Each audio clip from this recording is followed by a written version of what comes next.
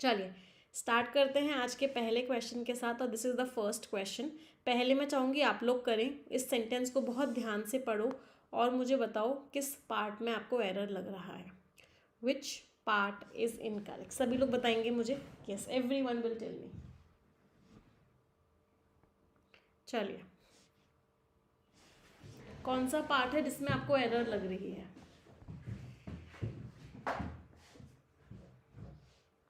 दिख रहा है ना सभी को सेंटेंस? चलो,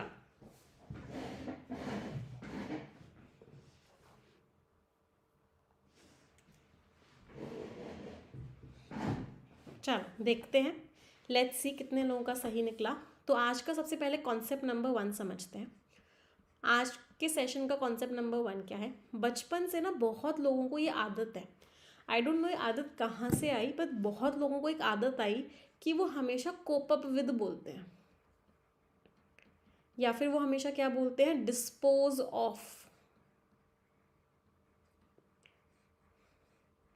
ये दोनों ही कॉम्बिनेशंस, या फिर वो क्या बोलते हैं? Discuss about.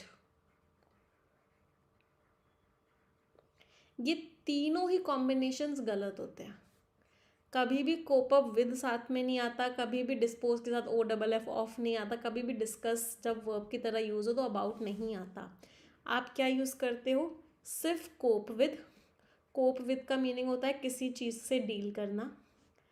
डिस्पोज के साथ OFF ऑफ नहीं आता, सिर्फ OF ऑफ आता है। इसका मीनिंग होता है किसी चीज़ को डिस्कार्ड कर देना, किसी चीज़ को फेंक देना। डिस्कस के आगे अबाउट नहीं आता। डिस्कस का मतलब ही होता है किसी चीज़ के बारे में डिस्कस करना, तो सिर्फ डिस्कस आता है। तो जो सेंट्रल गवर्नमेंट है उसने जो वादा किया था उसी को आगे निभाते हुए कि जो प्रॉब्लम आ रही है हम उसको एड्रेस करेंगे, हम उसको सॉल्व करेंगे। वो प्रॉब्लम जो बहुत सारे लोग फेस कर रहे हैं कोविड-19 पैंडमिक की वजह से, उस कोविड-19 पैंडमिक की वजह से जो प्रॉब्लम्स फेस हो रही है, तो सरकार ने क्या किया? सरकार ने अपने कमिटमेंट के कॉन्टिन्यूएशन में बहुत सारी पॉलिसीज़ बनाई जिससे कोविड-19 के इम्पैक्ट से लोग क्या कर सकें? कोप कर सकें, डील कर सकें। तो अब यहाँ पे नहीं आएगा cope with. That means which part is incorrect? D part is incorrect. समझ आया सभी को? अच्छा, अब कुछ कुछ इसमें ग्रामर और देखते हैं क्योंकि ग्रामर की क्लास है, ग्रामर तो सीखनी है। तो क्या सभी को समझ में आ रहा है? ये हार्डशिप के बाद ये नाउन के आगे V1 + ING था, तो ये क्या थी? एडिशनल इन्फॉर्मेशन थी। जब भी किसी नाउन के आगे डायरेक्टली वर्ब की फर्स्ट फॉर्म + ING आ जाए या फिर वर्ब की थर्ड फॉर्म आ जाए तो वो क्या होती है? वो एडिशनल इन्फॉर्मेशन होती है। तो ये क्या थी? एडिशनल इन्फॉर्मेशन थी। ये भी नाउन, ये किससे स्टार्ट हो रहा था? प्रेपोजिशन से स्टार्ट हो रहा था और ऊपर से कॉमा भी लग रहा था। तो ये भी क्या थी? ये भी एडिशनल इन्फॉर्मेशन थी। तो क्या ये बात समझ में आई कि ये जो इंस्टीट्यूटेड वर्ब है, इस वर्ब का सब्जेक्ट कौन है? ये जो इंस्टीट्यूटेड वर्ब है, इस वर्ब का सब्जेक्ट था the central government. Central government ने बहुत सारी पॉलिसीज़ बनाई, सेंट्रल गवर्नमेंट ने बहुत सारी पॉलिसीज़ को इंस्टीट्यूट किया। Is it clear? ये बात सभी को क्लियर है? चलो अगले क्वेश्चन पे आते हैं। Next question. आवाज़ कम आ रही है? मैं एक बार चेक कर लेती हूँ जब तक आप अगला क्वेश्चन करो बेटा। ओके, अब ठीक है आवाज़? चलो नेक्स्ट क्वेश्चन।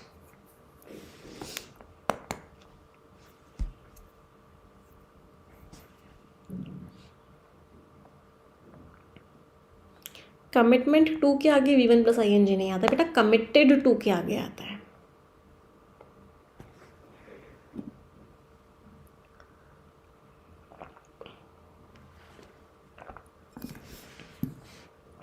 चलो अगला क्या लिखा हुआ है? अ नंबर ऑफ एडिशनल स्टेप्स। बहुत सारे कदम लिए गए। कुछ बच्चे कह रहे हैं मैम ए में एरर है। पापी कैटेगरी में मैं उनको रखना चाहूँगी। कोई एरर नहीं है बेटा। जब भी अ नंबर ऑफ लिखा गया हो तो अ नंबर ऑफ के आगे नाउन भी प्लूरल आता है और वर्ब भी प्लूरल आती है। तो अ number of additional steps were taken, कोई एरर नहीं है। हाँ, अगर द नंबर ऑफ लिखा हो तो इसके आगे नाउन तो प्लूरल आता है, लेकिन वर्ब जो होती है वो सिंगुलर आती है। The number of students is 50, a number of students are present in the class. तो इसमें तो कोई एरर नहीं है। तो बहुत सारे एडिशनल स्टेप्स लिए गए थ्रू आउट द पीरियड, उस पूरे के पूरे टाइम में, इस बात को एंश्योर करने के लिए। एंश्योर का मीनिंग क्या होता है? गारंटी लेना। इस बात की गारंटी लेने के लिए कि अच्छा खासा पैसा है सिस्टम में, जिससे कि जो सेंट्रल और स्टेट गवर्नमेंट है अपने आप को फिनेंस कर सके, अपने आप को पैसा दे सके। हाय, कितना कितना क्लियर एरर था। देमसेल्फ जैसा कोई शब्द ही नहीं होता है, आर सेल्व्स होता है, देम सेल्व्स होता है। जो प्लूरल होते हैं उनके आगे ES लगता है। सिंगुलर जो होते हैं, एक की इंसान की बात कर रहे हो तो योर सेल्फ, बहुत सारे लोगों की बात कर रहे हो तो योर सेल्व्स। माई तो एक ही होता है, मैं अकेली अपने आप को ही माई बोलते हैं तो माई सेल्फ होता है। एक ही इंसान को हिम बोलते हैं तो हिम सेल्फ होता है। एक ही गर्ल को हर बोलते हैं तो हर सेल्फ होता है। एक ही वस्तु को इट बोलते हैं तो इट सेल्फ होता है। तो ये सब तो सिंगुलर होते हैं, लेकिन ये तीनों क्या होते हैं? ये तीनों प्लूरल होते हैं। तो यहाँ पे देम सेल्फ नहीं, यहाँ पे क्या आएगा? देम सेल्व्स आएगा। फिर से डी पार्ट में एरर है। समझ आ रहा है सभी को? एवरीवन? चलो अगले क्वेश्चन पे आते हैं। अच्छा, इन सब का नाम क्या है? इन सब को बोलते हैं रिफ्लेक्सिव प्रोनाउन। एक तरह की तरह और ये यूज होते हैं, तब इनको बोला जाता है एम्फेटिक प्रोनाउन। चलो अगले क्वेश्चन पर आते हैं। Next question,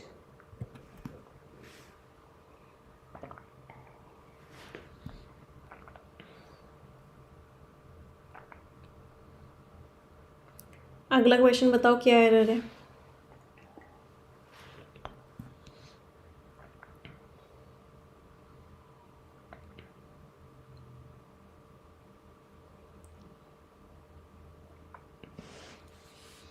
in the middle of the tournament, उस गेम के बीच में हॉकी प्लेयर्स ने अपनी आवाज़ उठाई। 3 शब्द होते हैं, एक होता है राइज, एक होता है रेज, एक होता है अराइज।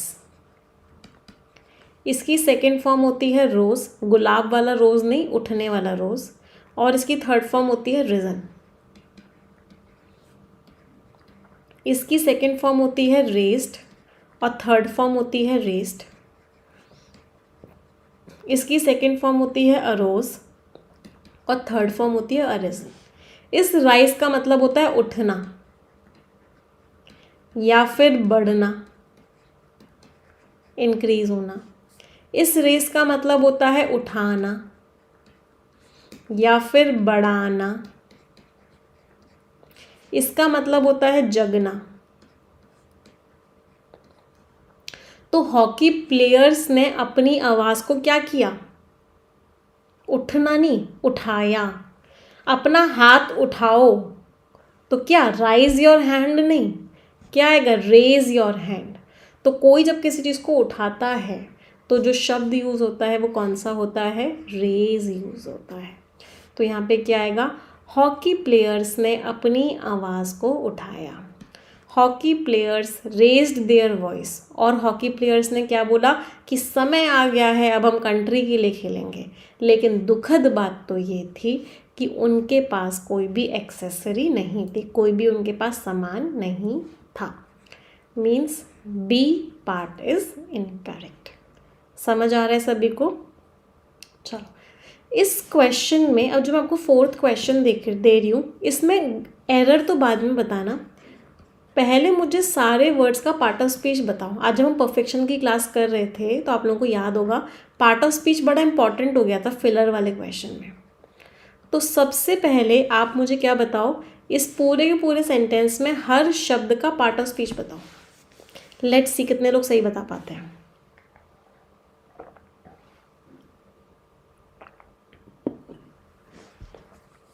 दा क्या है भाई? वैसे एडजेक्टिव है और आर्टिकल है।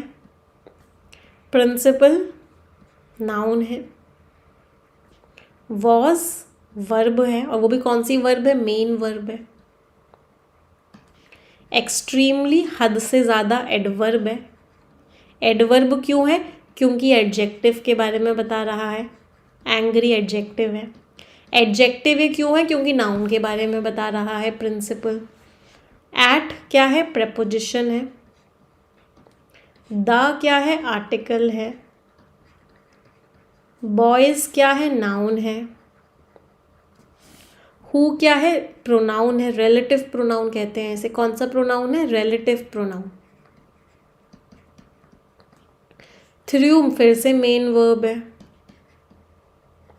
द आर्टिकल है। पीसेस नाउन है।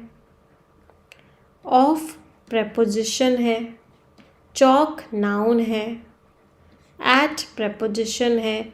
द आर्टिकल है या एडजेक्टिव है। टीचर नाउन है। कितने लोगों के सारे सही निकले? I hope many of you. चलो अब इसमें मुझे एरर बताओ, क्या एरर है?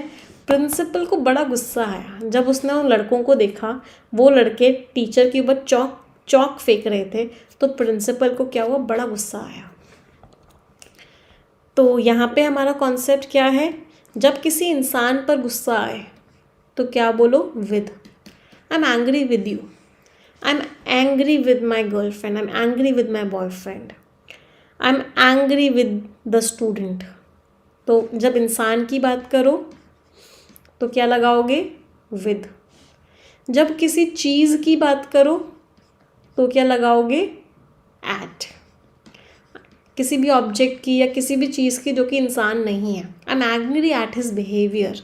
I am angry at the weather today. तो किसी चीज़ की बात करो तो एट लगाते हैं, इंसान की बात करते हैं तो विद लगाते हैं। तो यहाँ पे बॉयज़ हैं भाई, इंसान है, तो यहाँ पे क्या आएगा?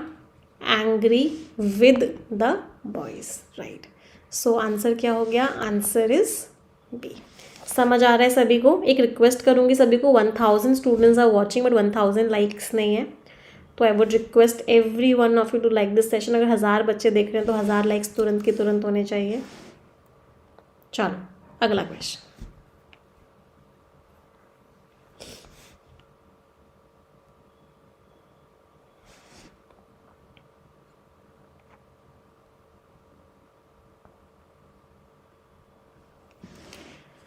The parents visited.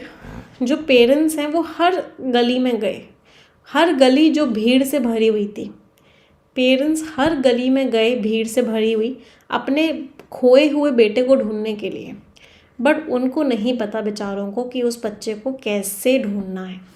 हमेशा याद रखना, मैंने एक सेंटेंस लिखा, I don't know to swim. ये सेंटेंस गलत है। क्यों गलत है? क्योंकि इन दोनों पार्ट्स को कनेक्ट करने वाला कोई शब्द नहीं है यहाँ पे। तो हमें क्या लगाना पड़ेगा? हाउ लगाना पड़ेगा। I don't know how to swim. मैंने लिखा I don't know to read. ये क्या है? गलत है। I don't know what to read. मुझे नहीं पता भाई क्या पढ़ना है। तो बीच में कनेक्शन वाला वर्ड चाहिए होता है जब भी हम नो की बात करते हैं। तो दे डिडंट नो, बट उन बेचारों को नहीं पता था कि उसको ढूंढना कैसे है। सो डी पार्ट इज इनकरेक्ट। अच्छा, ये समझ में आ रहा था कि स्ट्रीट की एडिशनल इन्फॉर्मेशन थी। नाउन के आगे वर्ब की थर्ड फॉर्म आ गई, तो ये क्या थी? This was the additional information of street. अच्छा, ये भी पता है ईच और एवरी के साथ हमेशा सिंगुलर नाउन आता है। अगर ईच लिखा हो, एवरी लिखा हो, ईदर लिखा हो, नीदर लिखा हो, इन सब के तुरंत बाद अगर नाउन आता है तो वो कैसा होता है? वो नाउन हमेशा सिंगुलर होता है। हाँ, लेकिन इनमें से 3 के आगे अगर ओ एफ ऑफ लगा हो तो नाउन कैसा होता है? तो नाउन प्लूरल होता है। तो each student, each of the students, either student, either of the students. और वर्ब तो हमेशा ही सिंगुलर आती है, चाहे कोई भी केस हो। वर्ब हमेशा कैसी आती है? वर्ब हमेशा सिंगुलर आती है, कभी भी प्लूरल नहीं आती। हाँ, 120 rules of grammar, rule number 1। चलो अगला question.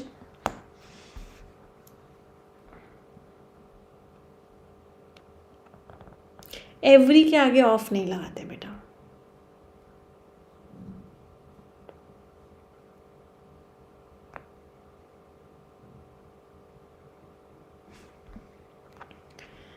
A monkey would cunningly, एक जो मंकी होगा, बंदर होगा, वो चालाकी से पानी का टेम्परेचर चेक करेगा अपने हाथों से, और फिर क्या करेगा, बाथ टब में धीरे धीरे चला जाएगा। ग्रेजुअली मीन्स धीरे धीरे।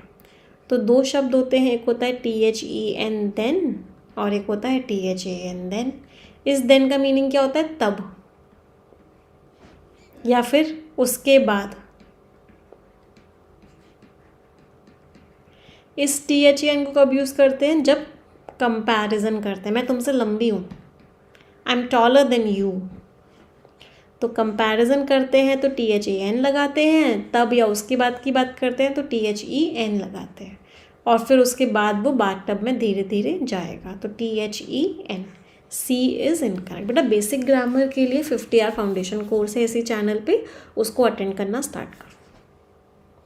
चलो नेक्स्ट।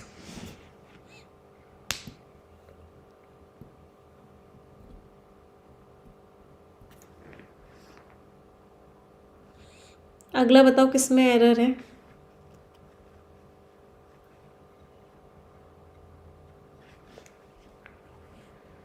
अ डॉटर, बेटी ने अपने पापा के सामने 3 पॉट्स को भरा पानी से। बाय जो होता है ना, वो जनरली लिविंग थिंग्स के लिए इस्तेमाल करते हैं।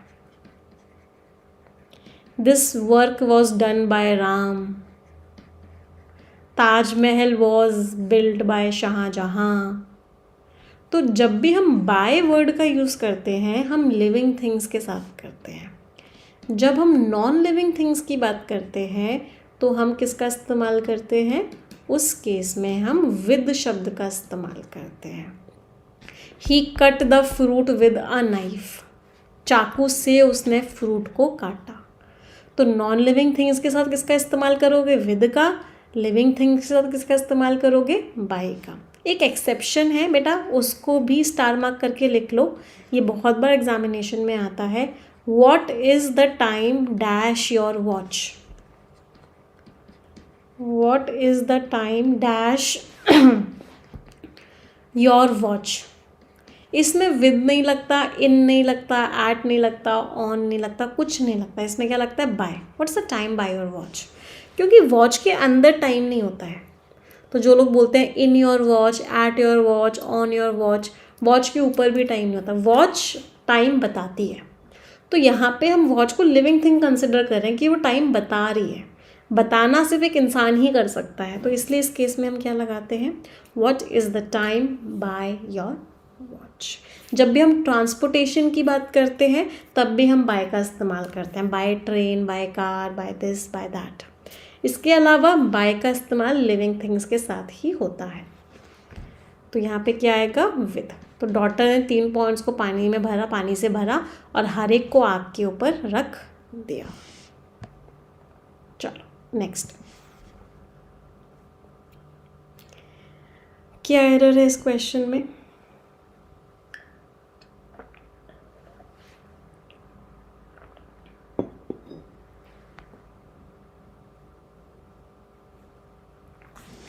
इसमें क्या एरर है, अभी हमने कॉन्सेप्ट पढ़ा भी था, एवरी ऑफ द जजेस। ये जो एवरी है ना, ये पेशे से क्या है, ये पेशे से एक एडजेक्टिव है।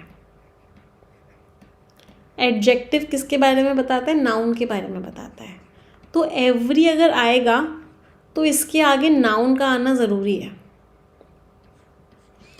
Every student of mine is talented, every student is handsome, every student is beautiful. तो एवरी के आगे नाउन का आना ज़रूरी है। ईच के आगे दोनों चल जाते हैं।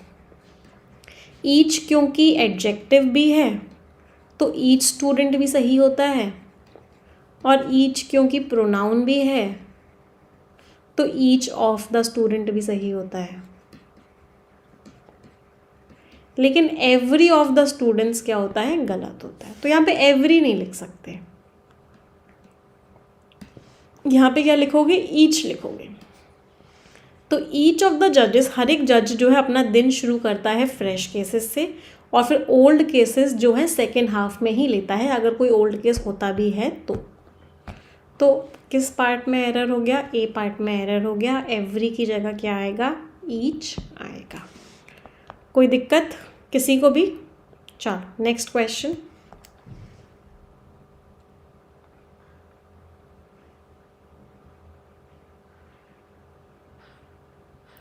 हाँ, 120 रूल्स ऑफ ग्रामर का ये सबसे पहला रूल था।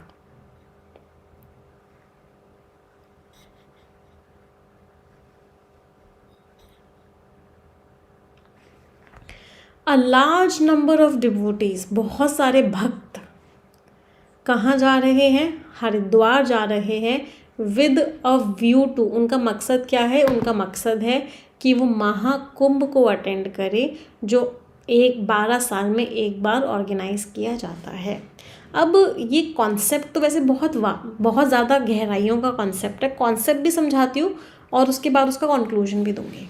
देखो, ये जो TO2 होता है ना, जब भी इसके आगे किसी एक्शन की बात हो रही होती है, किसी काम की बात हो रही होती है, तो हम इसके आगे क्या लगाते हैं, वर्ब की फर्स्ट फॉर्म। हमें कैसे पता चलेगा वर्ब की फर्स्ट फॉर्म कब आएगी? आप सवाल पूछो, डू व्हाट, तुम क्या करना चाहती हो। मैंने बोला मैं पढ़ाना चाहती हूँ। मेरे पापा ने मुझसे पूछा बचपन में नहीं, ग्रेजुएशन के बाद तुम्हें क्या करना है? मैंने बोला मुझे पढ़ाना है। तो जब भी डू व्हाट का आंसर आए, वर्ब की फर्स्ट फॉर्म लगाओ। तो मैंने क्या बोला, आई वॉन्टेड टू टीच। लेकिन जब भी सवाल आए व्हाट, सिर्फ व्हाट, डू व्हाट नहीं, सिर्फ व्हाट, मतलब जब भी हम किसी नाउन की बात करें टू के आगे, आई एम एडिक्टेड टू, तो मैं किस चीज़ की आदत है? मैंने बोला I am addicted to teaching, मुझे टीचिंग की आदत है। तो टू के आगे क्या आया, V1 + ING, टू टीचिंग। तो जब डू वॉट का आंसर मिलेगा तो वर्ब की फर्स्ट फॉर्म लगाओगे, सिर्फ वॉट का आंसर मिलेगा तो वर्ब की फर्स्ट फॉर्म + ING लगाओगे। कोई दिक्कत किसी को भी? चलो, अब ऐसे मैम इतना दिमाग तो चलता नहीं है कि कब वॉट का आंसर मिल रहा है, कब डू वॉट का आंसर मिल रहा है, तो कुछ फ्रेजेस हैं उनको याद कर लो। दूसरा इसका तरीका ये भी है। कौन कौन से फ्रेजेस हैं? एक्कस्टम्ड टू मीन्स आदत होना किसी चीज़ की, एडिक्टेड टू किसी चीज़ की लत पड़ जाना, लुक फॉरवर्ड टू किसी चीज़ को आगे के लिए उम्मीद लगाना, with a view to, given to, prone to means कमज़ोर होना किसी चीज़ के आगे, injurious to, injurious to means कोई चीज़ खतरनाक होना। तो यहाँ पे क्या था, विद अ व्यू टू लिखा हुआ था। तो किस चीज़ का मकसद था, क्या मकसद था, क्या का आंसर मिल रहा है? तो V1 + ING आएगा, मीन्स अटेंडिंग विल कम। तो उनका मकसद है कि वो महाकुंभ अटेंड करें, जो कि हर 12 साल में एक बार होता है। चलो अगला सवाल, क्या एरर है? Yes, used to, habituated to, committed to.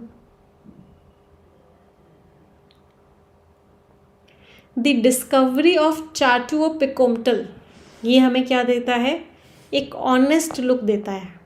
किस चीज़ पे एक नज़र देता है? एक इंसान के, एवरेज इंसान की डेली लाइफ क्या थी 135 साल पहले। दिल के अरमा आंसुओं में बह गए। कोई एरर नहीं था बेटा इस सेंटेंस में। Answer was option number E, no error in this question. जो लोग ईयर्स को बोल रहे हैं, ईयर नालायकों सुधर जाओ, ये नंबर है, ये यूनिट है, लेकिन ये कोई नाउन नहीं है, ये कोई एडजेक्टिव नहीं है, ये एडवर्ब है। और नंबर यूनिट एडवर्ब का कोई कॉन्सेप्ट नहीं होता है। तो वो आंसर क्या था? Answer was no error. इत्तू सी भी कोई भी एरर इस सेंटेंस में नहीं थी। लुक एट मीन्स एक नज़रिया देता है। चलो नेक्स्ट क्वेश्चन।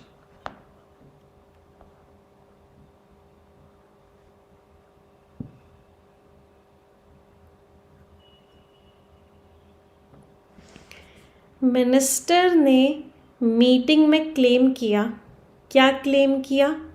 कि जो गवर्नमेंट है, सरकार है, वो फ्री राशन बांट रही है among poor.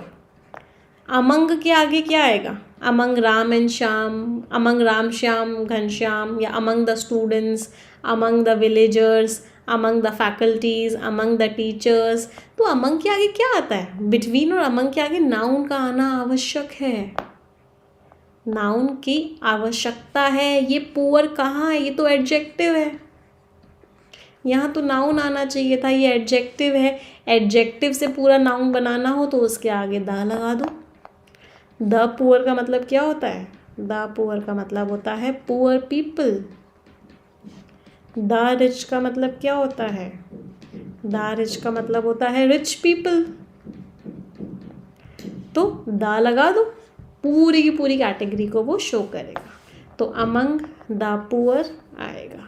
Means D part is incorrect. अब एक क्वेश्चन होमवर्क में दे रही हूँ, सभी लोग इस सेंटेंस को पढ़ेंगे और मुझे एरर बताएंगे। जो बच्चे सही आंसर देंगे उनमें से कुछ बच्चों को सिलेक्ट करके हम बुक्स भी प्रोवाइड करवाएंगे।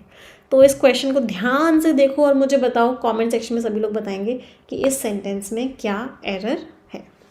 ठीक है, चलो अब हम आगे की क्लासेस में मिलेंगे, क्वेश्चंस करेंगे। जो बच्चे मुझसे कंप्लीट इंग्लिश पढ़ना चाहते हैं, परफेक्शन बैच में रेगुलरली आना चाहते हैं, परफेक्शन बैच जिसको 15 से 20,000 बच्चे अटेंड कर रहे हैं कंप्लीट बैंकिंग एग्ज़ाम्स के लिए, कंप्लीट एसएससी एग्ज़ाम्स के लिए, और अगर आप इसमें नहीं आ रहे तो आप उन बच्चों से बहुत पीछे हैं।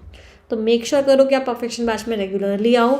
इंडिविजुअल बैच भी आ गया है परफेक्शन का, जिसकी फ़ीस सिर्फ इतनी है। इसमें भी आप कोड लगाओगे निमिषा तो आपको और भी डिस्काउंट मिल जाएगा। अगर आप कंप्लीट बैंकिंग एग्जाम्स की तैयारी कर रहे हो तो आप कंप्लीट बैंकिंग एग्जाम का सब्सक्रिप्शन ले लो।